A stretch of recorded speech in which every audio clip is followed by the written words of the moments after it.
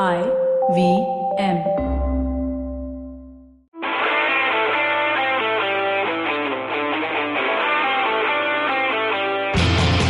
Hello and welcome to Football Twaddle. My name is Saru. It's an international break. So, Baru has just decided not to turn up and Kumar Kanav is on a break with the international people or whatever that means.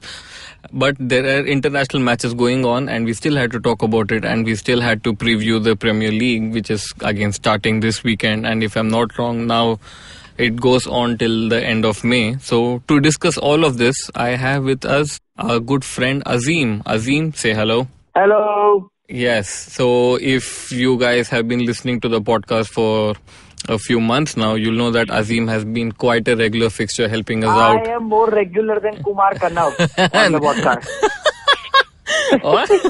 or Tanuj Baru. Why are you sparing Baru in this? Kumar Kanav actually does come every week. Do you know what Baru did last week, by the way? Did you guys have a poll like who shows up more and who doesn't show up? But only I read the results of the poll, so it doesn't matter. You know, Baru last week said he was going to represent Football Twaddle in a PUBG tournament. So he didn't turn up for the day of recording. I don't think he won that as well. No, I think he won it and Samir Bhaiya came second and won a few brunches at Dulali. Really? Yeah. Were there only two people playing that? No. There were quite a few people playing and both of them finished first and second in a solo match. They played really well. As far as I know. You mean as far as the information Baru is filtering out? Yeah, it can be.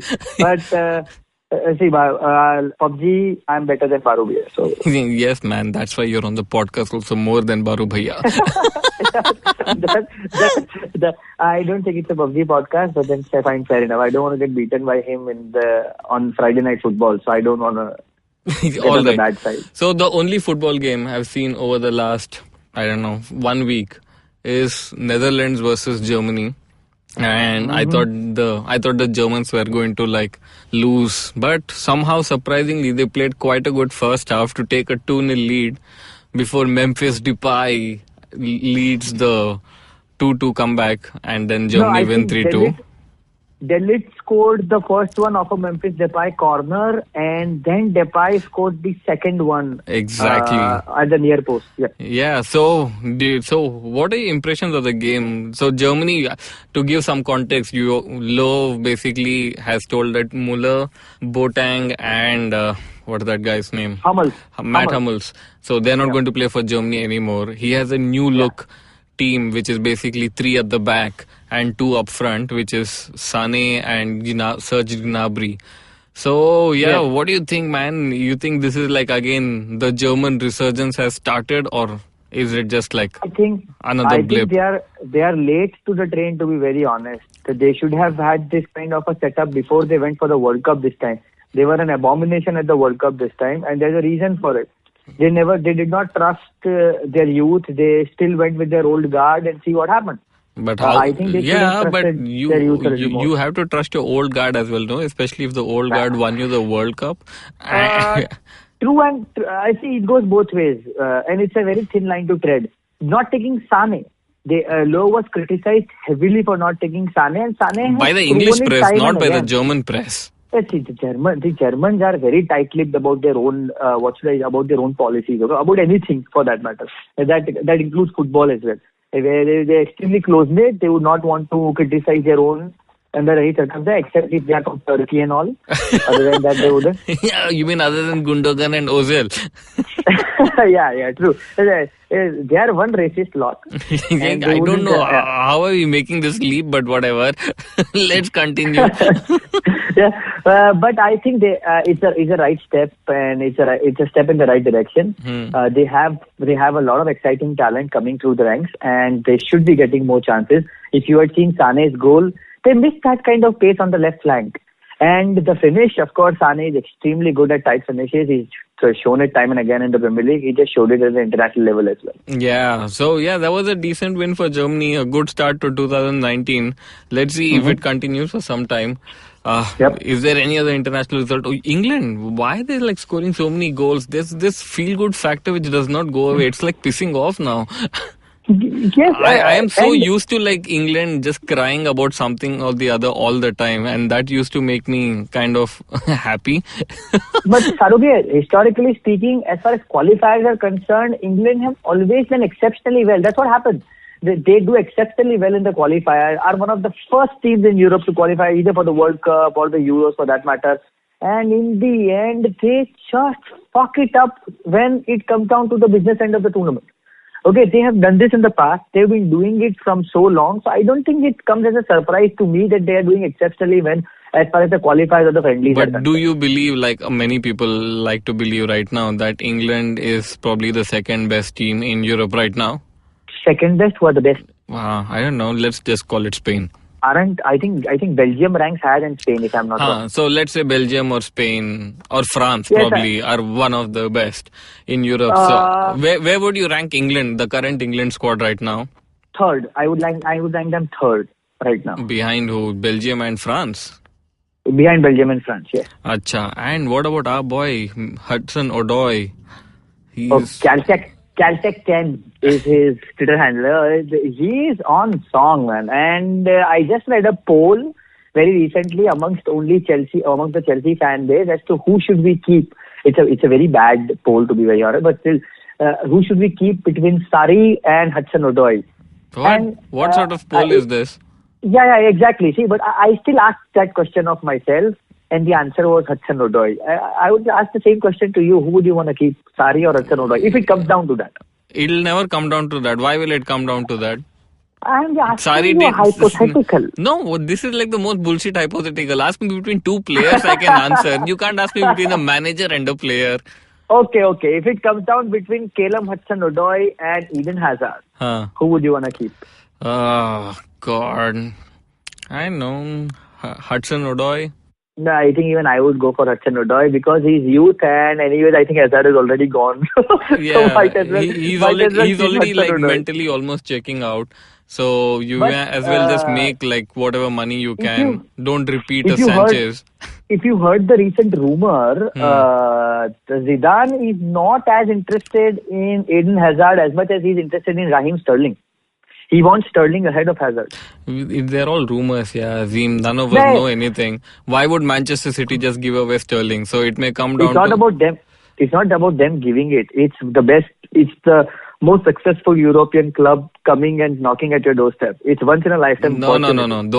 I think those days came for Real Madrid, but they also came with that Real Madrid could play the game and then pay the most money than anyone else. You can't just like... Pep is the best manager in the world. Raheem Sterling... you have to agree that the allure of Real Madrid and Barcelona is always going to be there. It still is. But then Real Madrid and Barcelona used to pay a lot of money as well. It's not like people used to just like love it there and go. They paid a shitload of money for all the players, right? Yes, and you play amongst the best. Which is fine. The best the world has to offer. So Raheem Sterling would want to play with probably a Kroos and a Modric. That is your assumption, Azeem, because Modric may go to Inter Milan this summer. Real Madrid has no money. So for them to even get in 4 big players, they need to spend about 400 million. Wasn't Zidane offered a 300 million euro kitty for the summer transfer window? That's what I heard. No, I mean, how are they going to raise 300 million by selling players? The latest rumor is that they are going to get Gareth Bale out, right? But Gareth Bale's wages and everything, and you have to pay a transfer fee. So moving players out is also a big thing. There is a huge rumor as well that Varane may just move to PSG. Yes, because Varane is unhappy with... his role at Real Madrid. Exactly. So you don't know. What one thing is clear is that Real Madrid has to sell before they can buy anyone. And even if they sell, I think another thing that's clear is Real Madrid are Real Madrid. No, it Okay, I could think be. that's But enough if said. for getting Sterling, they'll have to pay 150 million, right? They don't have that much money. Yes. So what do? So you basically take. Fiorentino Perez went out and said that it can happen that we might buy Neymar and Mbappe both. If they have that kind of money, So why not it spend can. on Sterling? Florentino Perez will say whatever he wants. You see at the end of the summer if he's bought Neymar or Mbappe.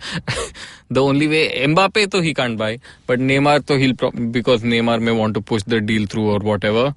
But yeah, so we are talking about Hudson-Odoi and everything. Let's talk about Chelsea, Cardiff versus Chelsea, right? This weekend. Chelsea plays a double game week. One's against Cardiff, and the other one's against. 1 second, I'm slightly askew on what. Okay, other one's against Brighton. Oh, we have good fixtures. Yes. So situation as we are right now is Chelsea is 3 points behind Arsenal for the fourth space. And yes. I think they've Arsenal, Manchester United and Chelsea all have played 30 games, correct? Yes. So, yeah, it seems like a pretty straightforward thing, at least in terms of aiming. You basically have to get 4 more points than Arsenal in 8 games, which is not it's not impossible. They can do it. Yes, we can. The only problem is Arsenal have extremely easy fixtures, but then I'm counting on Arsenal to be Arsenal and goof up where they shouldn't be goofing up, and I'm counting on Chelsea's grit to pull us through 2 difficult fixtures we are going to be playing for. One's against Liverpool and the other one's against Spurs, if I'm not wrong. Are they not playing Manchester United also, Chelsea? Spurs? Yes. No. One is against Liverpool and one is against Manchester United. Yeah. Yes.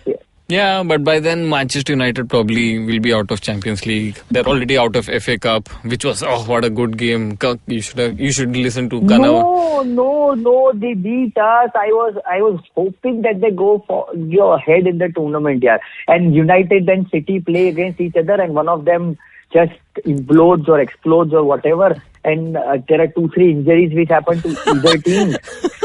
I was rather hoping for that. You were hoping for what? You were hoping for a lot, my friend.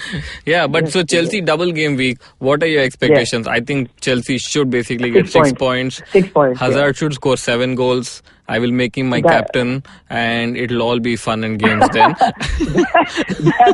Then you are blaming me for hoping for more.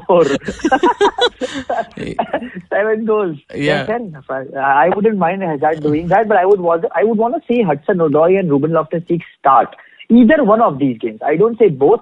I think both of them should start the home game against Brighton at least. If you won the Cardiff game, I would want both of them to start the home game. Because if Hudson-Odoi is good enough to start for England against Montenegro, I think he is good enough to start at home turf against supremely weak opposition. Which is... And if we plan on tying him down, because it today is in the morning... It is out of your hands, sir. It is out of the club's hand. No. Club today told explicitly to Calum Hudson-Odoi, we are not selling you this summer. You want to walk for free next summer, go ahead and do so. We'll let you walk for free. But we are not selling you this summer. Either you sign a contract or you live the rest of your contract for the next 1 year and sit. But we are not. But if he signs and if he shows intent, then Chelsea should show that intent in return and make him start games. Is what I want. Yeah. So please get rid of Pedro. I think that's the only thing I'm looking for. Just move Pedro and get Hudson-Odoi. I don't think we should move Pedro because you're not going to gain anything out of moving Pedro. Move him to substitutes bench at least, no? Oh, that can happen. Yes. I think rather sell Willian if we can. No, what nonsense. I think we should take a break right now. You're just going crazy suddenly. You want to sell Willian? What nonsense. That is, if you sell Willian to Barcelona, get Malcolm in return, I think that's a good deal to have. Oi, hero, you seem to be forgetting. We can't buy or sell. We can only sell, we can't buy. So just let Willian go anyway. Pulisic is coming over. Pulisic did score. And he got injured. And he got injured, yes. Yes. So, yes. Alright, so we'll take a break right now. And I think we've done talking about Chelsea. Let's talk about the other teams playing this weekend. And let's continue the preview for the Premier League. So, stay tuned to Football Twaddle, guys.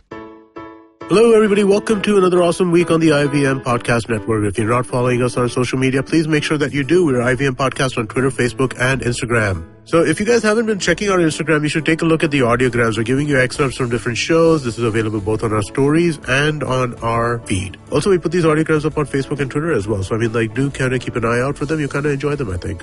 On The Seen and the Unseen, Srinath Raghavan returns to the show, this time to talk about the nitty-gritties about the 1971 war and creation of Bangladesh. Anirudh Kanisetti is back with Season 2 of Echoes of India from the 27th of March. On the first episode of the season, Anirudh is going to start from where he left off, the rise of the Gupta Empire. New episodes are out every Wednesday. It's the season finale of How to Citizen this week, and joining Meghnad and Shreyas is the comedic sensation Kunal Kamra. The chapter they discuss is titled Law and Social Justice, and Kamra shines a light on everything he sees unjust with our justice system. On Paisa Vaisa, Anupam's guest is Gaurav Chopra, co-founder of India Lens. He tells you how you can get a good credit score, bring order to your financial life, the different types of loans out there, and more. On Shunya 1, Viral Mehta from Pocket Aces joins Shiladitya and me to talk about the growth of digital content. On IVM Likes, Abbas, Janam, Madhuri and Abhineet are joined by debutante Radhika to give out their recommendations and talk about Amazon Prime's latest original series, Made in Heaven.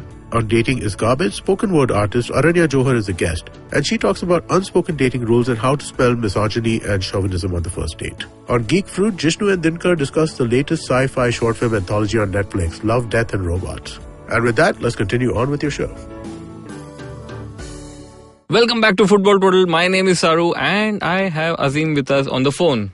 Apparently, I have gone crazy, so... You were, but now after the break, I think you're back on track. Let me check if you're still crazy or not by asking easy questions. It's Fulham versus Manchester City this weekend.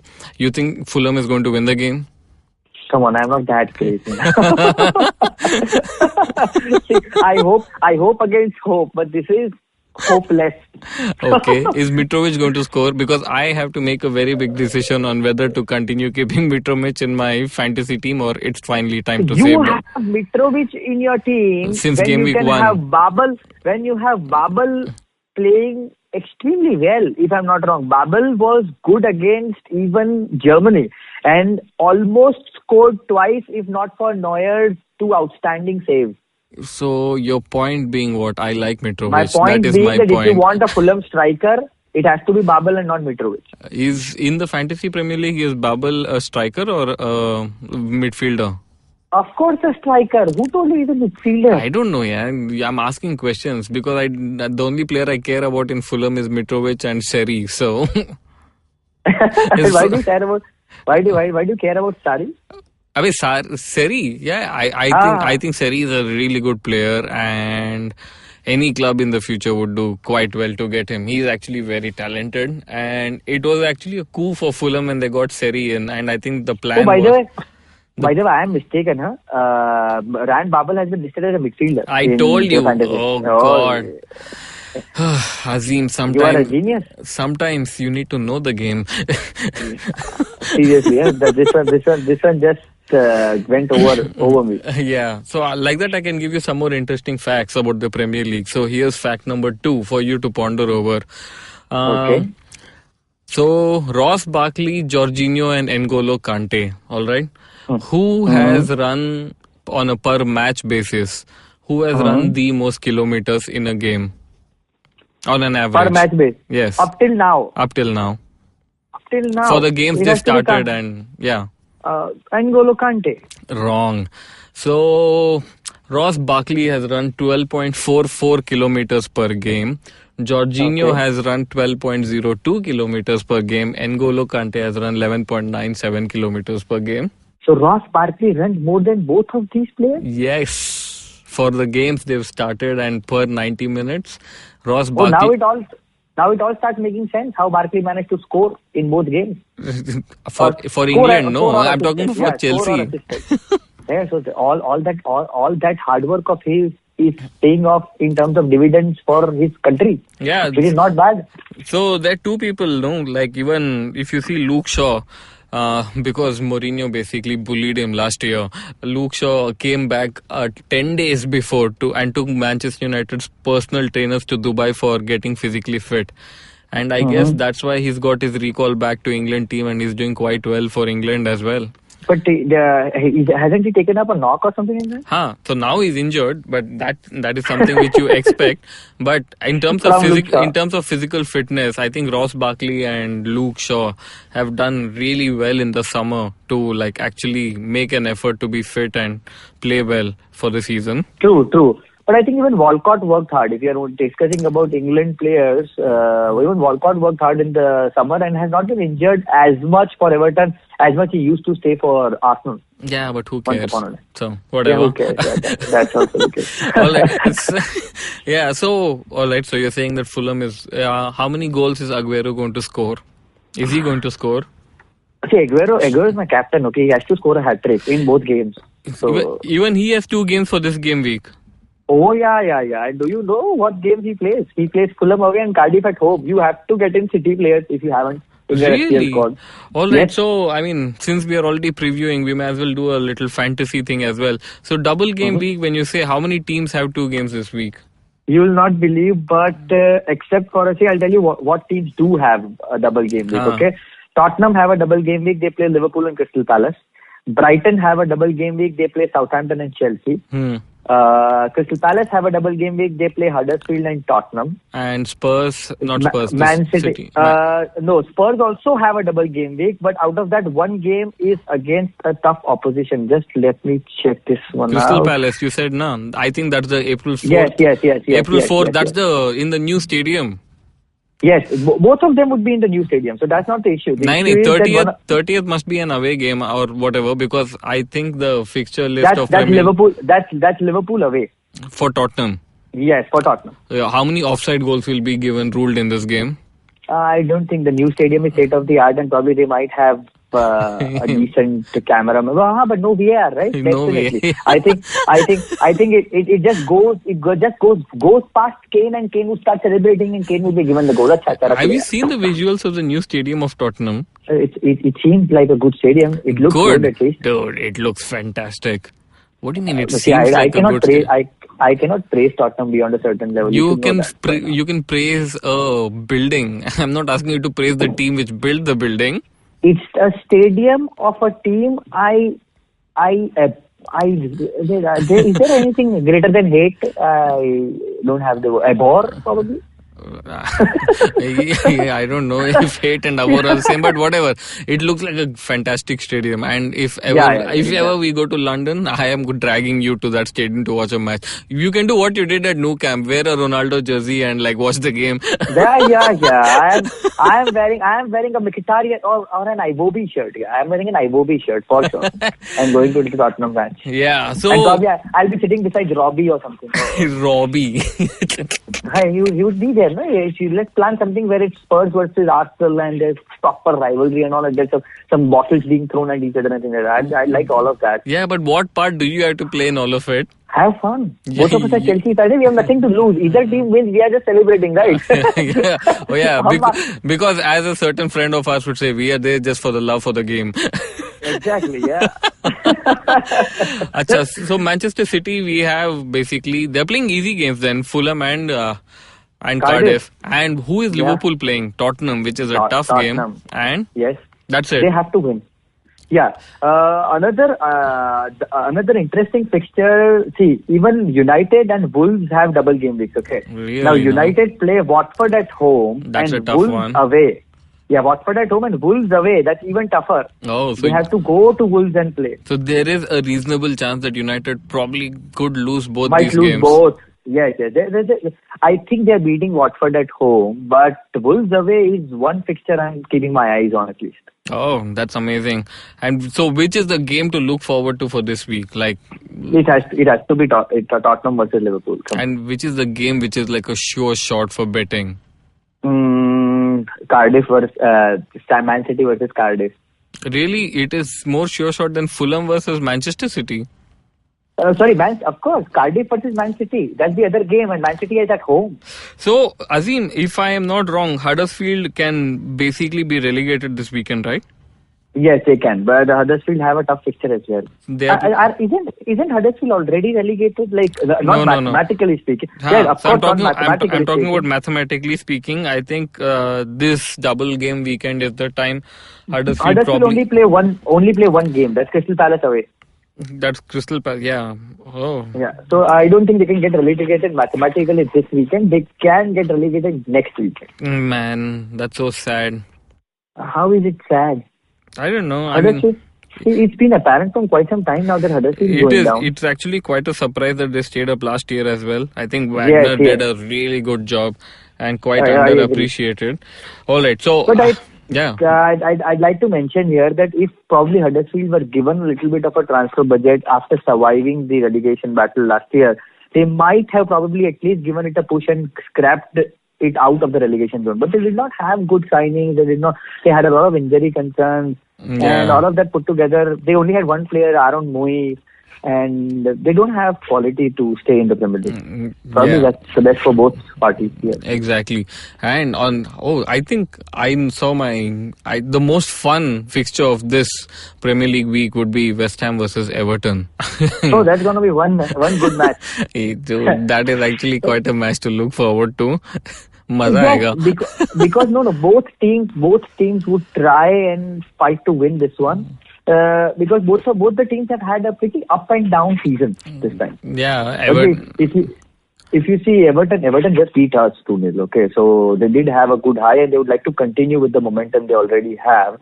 And West Ham won. I think West Ham won a thriller, a 3-2 if I'm not wrong. Chicharito scored twice. Yes, and he gave a lot of points to a few people. Yeah, to me as well. So even I have damn you. So that's gonna be a good fixture to watch, to look forward to, and I'm hoping for a good one. Yes, and there's Leicester versus Bournemouth. Bournemouth season, even I think they started quite well, but hasn't it been like just like there right now? They're not really doing anything much. Problem with Eddie Howe is that he only has one game plan: attack, and attack. He doesn't like to defend. There is no defense. He just goes all guns blazing. So either it's one way or the other. Okay, there's no middle ground. Problem? Yeah, I think I don't say there's a problem, but with that you cannot expect to have consistency. Is what I'm trying to say. So at one point of time we felt that they would be amongst the places where they can try and earn a European qualification, and now they're not. Mm-hmm. Interesting, man. There's so many games. So let's do your top 4 thing. Right now Liverpool is on top. I think they're ahead by a point or two, if I'm not wrong. A point. But they played one game more. Man City have one game in hand. So by the end of game week 32, or we are in 32 right now. This will be game week 32. Yes. By end of game week 32, Azeem, what's your prediction for the top 4 of the table? Man City go 2 points clear. I am only 2 points clear. I am hoping Liverpool are going to beat. So for Tottenham. Man City to go 2 points clear, basically they'll be at 80. Yes. And Liverpool will beat Tottenham, so that they'll make it 79. So basically Man City will be 1 point clear, right? Man City will be 2 points clear, no? Kaise? 74 they are on right now. And Liverpool is on 76. They're on 76. Yes. Yeah, so they'll be 1 point clear. 1 point clear. 1 point clear. So Spurs will lose 1 and win 1 according to you. So they'll be Spurs 64. will lose 1 and win 1. Yep. And Manchester United, I think we both pretty much want them to lose both. But you think that's a good chance? Let's give them like 2 points for it. Two draws. They're at 60. Yes. Chelsea will win both. So 63. So we just have to tackle Arsenal, yo. Yes, and Arsenal in all probability might go and lose. Okay. Because they've been in Dubai for so long. But they're playing Newcastle. Come on. You can't expect them to lose to Newcastle. Newcastle did beat Man City. Okay, you do not discount. अरे तुम ऐसा बोलोगे तो Newcastle को ही Premier League दे दो तुम. What is Newcastle? It can be a fluke result as well, no? Yes, and fluke results are pretty much possible when it comes down to the Gunners. I see. So I see Chelsea in the top 4 by the end of game week 32. Do you see it? I don't see Chelsea in the top 4 by the end of game week 32, realistically speaking. I think it's now the time for you to cut the phone, disconnect, retire and go. Thank you very much, Azeem, for your contribution. always here to give my crazy contributions. Yes, and I hope I offer. Eden Hazard and Sergio Aguero combined score like 12 goals or something this Oh, weekend. thank you so much. Thank you so much for including Aguero on that list. I thought we would only include Hazard. No, and probably no. Jorginho. And probably with you, I knowing you would have like Jorginho scored twice and assist 3 or things like those. And So, 3 penalties and a penalty save. penalty save by Jorginho. I think it's time for the both of us to probably retire. Yes. So Azeem, thank you very much for coming in on today's episode. Thank you so much for having me here. Thank you. And listeners, please follow us on Twitter @FootyTwaddle, Instagram and Facebook Football Twaddle. This is Saru signing off on this week's Football Twaddle.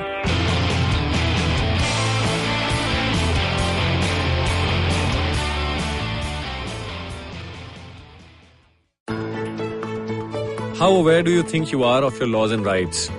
Do you look up to laws when you are caught up in situations? Do you know what your rights are when you're stuck somewhere bad? Well, here's a show that can help you move an inch closer to being aware of what your rights are. Tune into Know Your Qanoon with me, Amber Rana. This is a podcast meant to answer all your law-related queries. Catch Know Your Qanoon every week on the IVM website or the app or anywhere you get your podcast from.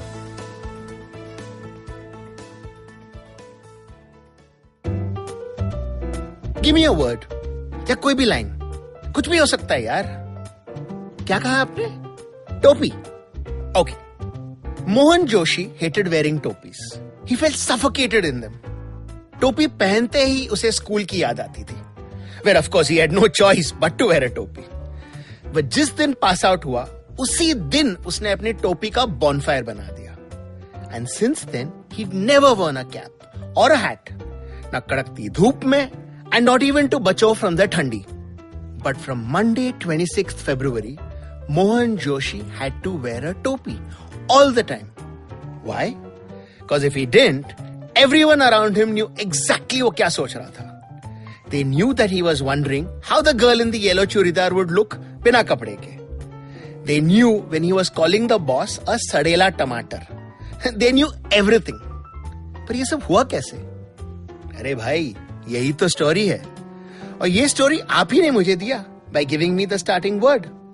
यही तो है The Croc's Tales. Words आपके, कहानी आपके लिए. Catch the stories on Monday and Thursday on the IVM website, app, and anywhere you get your podcast from. See you soon.